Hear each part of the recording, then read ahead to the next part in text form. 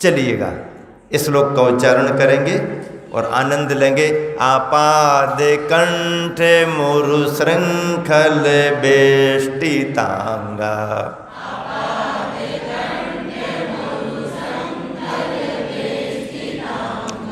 गढ़म बिरहन निगड कोटि निगृष्ट जंघा,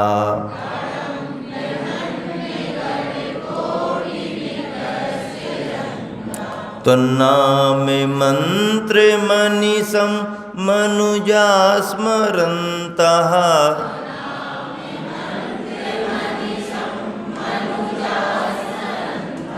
त्वन्नाम मंत्र मनीषम मनुजा स्मरन्तः,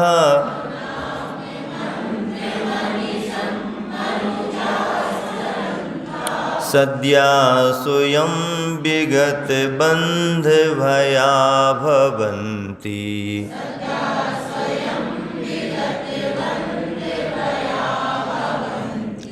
आपाद कंठ मुरु श्रृंखल वेष्टितांगा,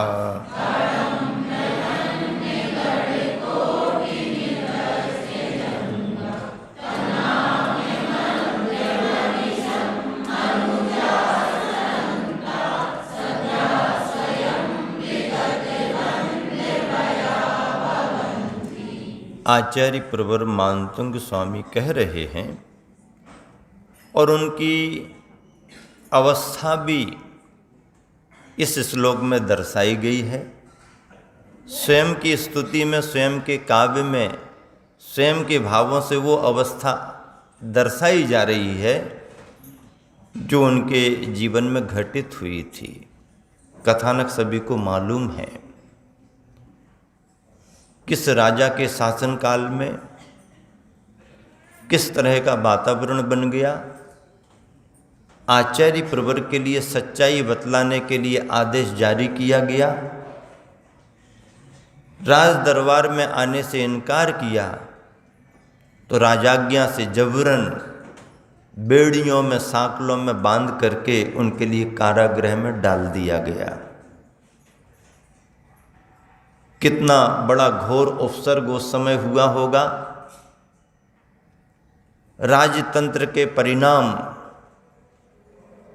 कुछ इस तरह भी निकलते रहे हैं। लोकतंत्र होता तो एक तरफा कार्यवाही नहीं हो पाती है, क्योंकि विपक्ष भी अलर्ट रहता है, पार्टियों के हिसाब से भी काम चलते रहते हैं। वहाँ तो कोई बोलने वाला भी नहीं, उनकी तरफ से कोई प्रतिकार करने वाला भी नहीं रहा होगा, रहा भी होगा तो उसकी आवाज़ को दबा दिया गया होगा। राजतंत्र है, राजा जो चाहेगा होगा। और ऐसे विषम क्षणों में भी उस साधक ने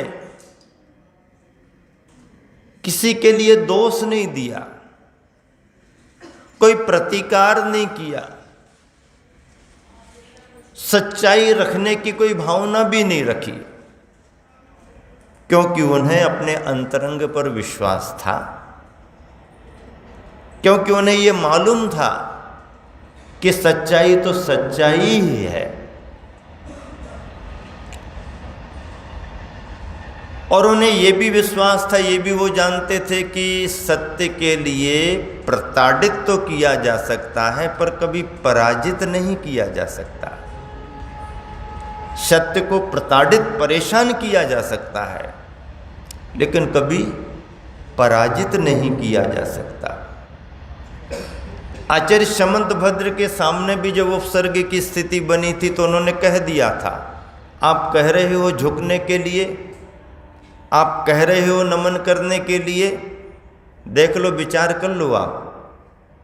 नहीं नहीं, करना ही पड़ेगा नमन, नमन कर दूंगा, लेकिन शायद मेरे नमन को सामने वाला सहन नहीं कर पाएगा। इतना विश्वास उनके अंदर था कि देख लो आप, अवसर आपके हाथ में, हमारे हाथ में नहीं। और यदि हमारा ये झुक गया तो कुछ ना कुछ विस्फोट हो सकता है, देख लो आप। कितने विश्वास से भर करके संबंध बद्ध इनकार कर दिया, नहीं करना ही पड़ेगा, करना पड़ेगा तो करूँगा। और लिखा गया है कि 7वें भगवान की स्तुति तक संबंधबद्ध ने नमस्कार नहीं किया। आदिनाथ से लेकर के 7वें भगवान तक, सुपार्श्वनाथ भगवान तक नमस्कार नहीं की, स्तुति की। स्तुति में उनके भाव भगवान की भक्ति में आए, लेकिन नमन जैसे शब्द नहीं निकले। और 8वें भगवान की स्तुति में जो उनके अंदर से नमन जैसा भक्ति में शब्द निकला, उच्चारण निकला, और उस शब्द का उच्चारण करते हुए उन्होंने सिर झुकाया तो सामने चंदा प्रभु भगवान की प्रतिमा प्रकट हुई। ये महिमा है, प्रत्यक्ष महिमा है, इतिहास के द्वारा स्वीकार की गई महिमा है। समंतभद्र अभी पंचम काल में हुए हैं। आचार्य प्रवर मानतुंग भी उसी विश्वास से भर करके कह रहे थे कि ठीक है, कारागृह कारागृह, अरे कारागृह में क्या डालोगे, शरीर ही हमारे लिए कारागृह है। बेड़ियों से क्या जकड़ोगे, कर्म बंधन की बेड़ियां ही पहले से जकड़ी हुई हैं, कोई फर्क नहीं पड़ता। और जब उस बंधन की अवस्था में आचार्य प्रवर ने स्तुति प्रारंभ की तो परिणाम सबको ज्ञात है। क्या राजा, क्या मंत्री, क्या प्रजा, सब हक्का वक्का रह गए, आश्चर्यचकित हो गए। आपाद कंठ मुरशृंखल वेष्टितांगा, ऐसी सांकलें आपाद कंठ पैर से लेकर के कंठ तक बंधी हुई हैं। गाढ़म बिरगन निगड कोटि निगृष्ट जंघा, इतनी प्रगाढ़ जोर से कसी हुई है कि जांघें छिल रही हैं। लेकिन ऐसी अवस्था में भी तो नाम मंत्र मनीषम मनुजास मरण था। आचार्य मानतुंग स्वयं कह रहे हैं ऐसी अवस्था भी किसी के साथ हो, किसी के साथ करे, जबकि उनके साथ स्वयं थी। अपने लिए नहीं कह रहे कि मेरे साथ ऐसी है तो जल्दी छुटकारा दिला दूं, नहीं। हे भगवान, आपकी भक्ति करने का फल ये है कि इस तरह से भी कोई व्यक्ति बंधनों में पड़ा हुआ हो तो आपके नाम का स्मरण करने से शीघ्र ही सद्य स्वयं विगत बंध भया विगता भवंती, तुरंत ही शीघ्र ही वह बंधन मुक्त हो जाता है।